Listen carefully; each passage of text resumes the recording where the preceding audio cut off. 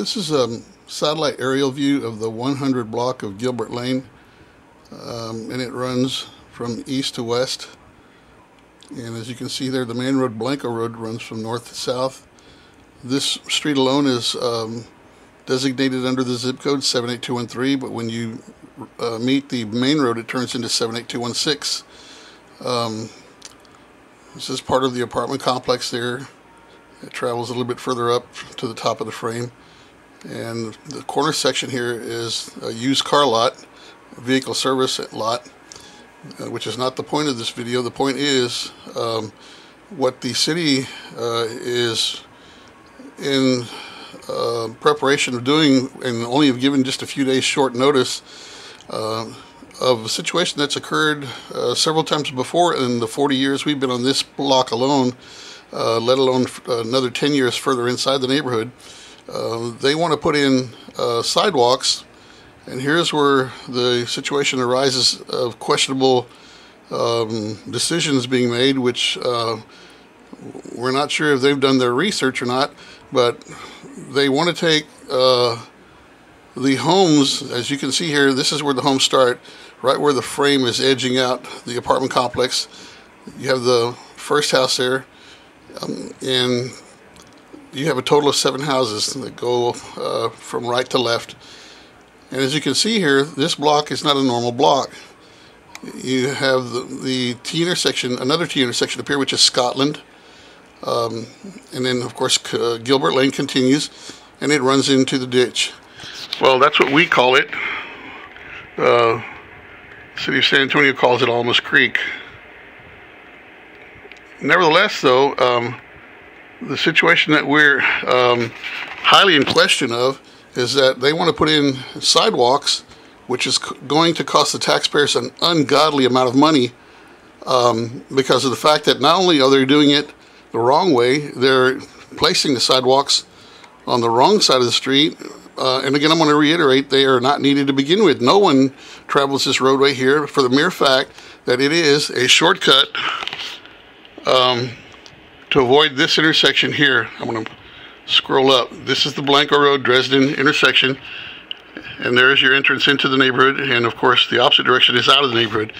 What we have here is you have Gilbert Lane, which is right there. We'll follow it over, and it is a major shortcut for a lot of the maniacs, and forgive me for saying so, but a good number are actually some of the families that live here, because they are so tired of this obsolete intersection that hasn't been modernized.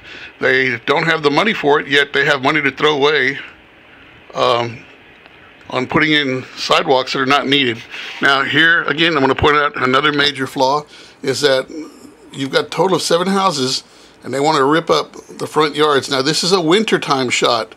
You're not looking at the full bloom of the trees. There's trees here, right behind that red car. There's a shadow there. You have more shadows there of other trees, more shadows there of trees. This individual here is a master carpenter, and he's got his whole front area set up with an unbelievably beautiful landscaping and decorations and so forth. And then the other major problem we have is that because it's such a congested thoroughfare, right there has been the major problem. See how all the cars are lined up, and there's been situations where motorists have met each other head on.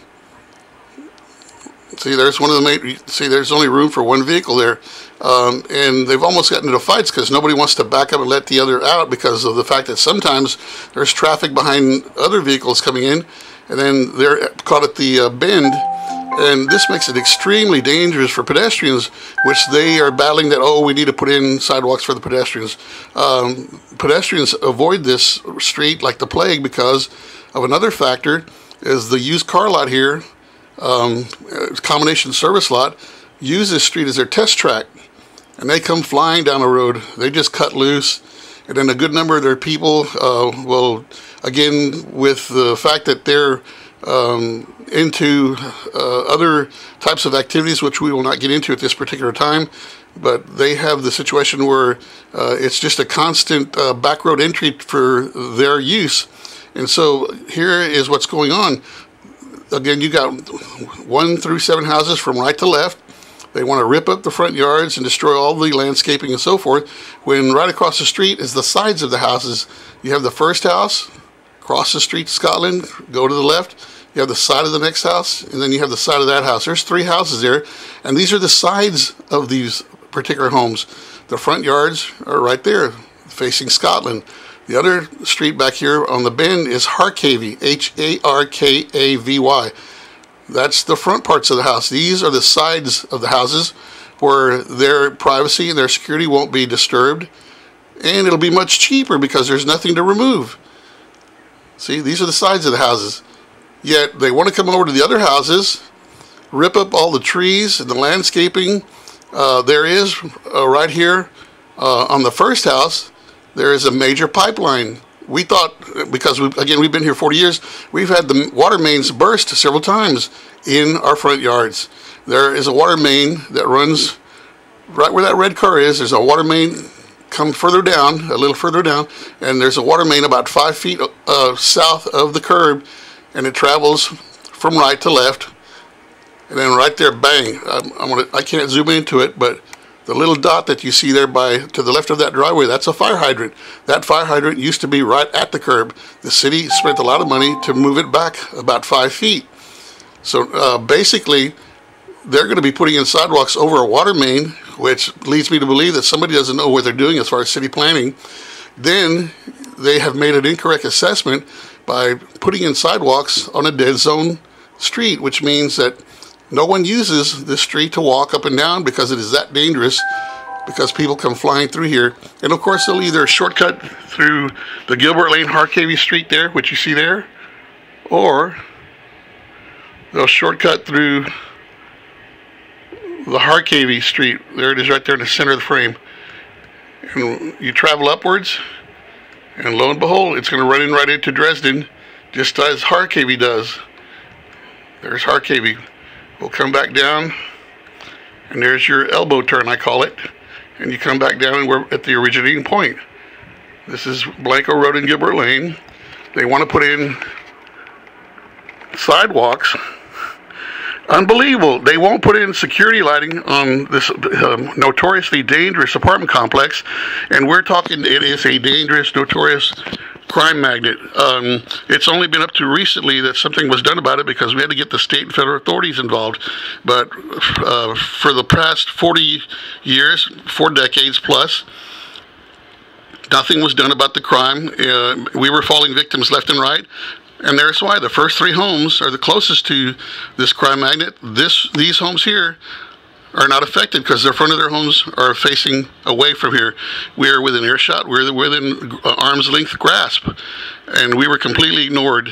Nevertheless, though, all the homes here that you have, the backyards face this apartment complex, and that's another can of worms when it comes to the crime that they've endured from this complex. They will not put up a street lamp right there from north to south. There's the alley that meets the street there. To the left of that little entryway, believe it or not, that's where 95% of the traffic comes and goes. They have no room to enter and exit from the front street because it's that dangerous coming onto the main road. It only has room for like maybe 8 cars, maybe 7. The rest of their parking is behind the apartment complex, and there it goes right around the sides and in the back. But the point again is that taxpayers are going to be paying for sidewalks that are not needed. They're also going to be paying to rip up the properties of these specific homes, to dredge up the landscaping and the fixtures, and also they're going to be placing sidewalks over their very own water mains. Normally, like you and I would always think, water mains are in the street. Apparently not. And we can tell, and I shouldn't have even used the word apparently, because we were here when the pipeline exploded. I was standing at the kitchen bringing my dishes to the sink when I saw the ground breathing. It was breathing up and down. I had to do a double and a triple take. What the heck is that? The ground was breathing, and then all of a sudden, boom, it exploded, and a geyser shot up, and I couldn't even see the top of the peak where the water had exploded into the air because it was that powerful. And That's when we discovered that the water main runs in the front yards from right to left and continue on downward. Again, there's always been a problem with the families who live here. They have no place to park their vehicles, and that's where the traffic jams take place. You've got people getting into hassles and near fistfights because standoffs take place. You have pedestrians because of the fact that most of the individuals that move into this apartment complex are short-term. They learn very fast not to use this street to walk through because they will get run down. There's been times where some of the children used to come out and play. They've almost got run down. Now, what you're looking at right now, this is an older shot, a wintertime shot, and it doesn't show the individuals at this establishment load the intersection up with cars on both sides. It hasn't shown other individuals who get squeezed out because these very same individuals from this car lot use this parking lot as their private use. And so tenants end up parking their cars in the street, and it's major congestion. A lot of the people that live here, even with the children, they just do not use the street. It's going to be that's why we call it a dead zone patch when it comes to sidewalks. If they are determined to put in sidewalks, one would say, and here we go, right here, from right to left, there's the apartment complex. From right to left, there's the side of that house. That's all open grass that you see there. From right to left, that is the side of their home. Their privacy and their security won't be bothered whatsoever. Across the street, there's the side of that house. And then the side of this house, that's 3 homes, and there's nothing to dredge up. It's just sheer grass, sod grass, and that's it. Yet they want to spend the extra money for the contractors to come along and rip everything up and put in sidewalks to where the people, if they were to have anybody use the sidewalks, are still going to have to cross the street and end up on that side of the road anyway. But again, the hard-cavey side, you've got people coming in the opposite direction, flying through here. The point is not the fact that the roadway is being used as a shortcut for vehicles.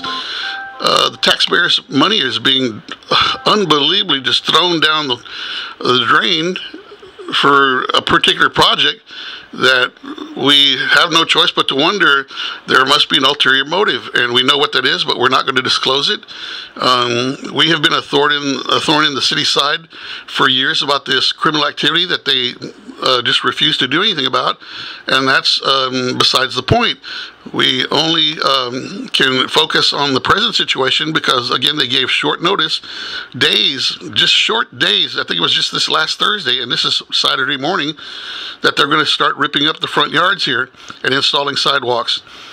And again, why would sidewalks be needed if it takes you to the ditch, and then you have to walk alongside the ditch where there's no other sidewalks, and that's going to incur how many hundreds of thousands of dollars, maybe into the millions?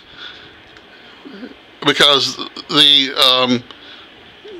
overall project, they haven't done their homework about what's laying underneath the particular property lines that they're targeting. Because I've just pointed out the fact that I know for a fact that the water lines are in the front yards, which that's a first for me. Like I've stated previously, water lines have always been in the street, except for this block here. And this is a waste of taxpayers' dollars. No security lamps to stop the drug dealing, the stabbings, the shootouts that follow from drug deals gone bad. The fact that it's pitch black at night.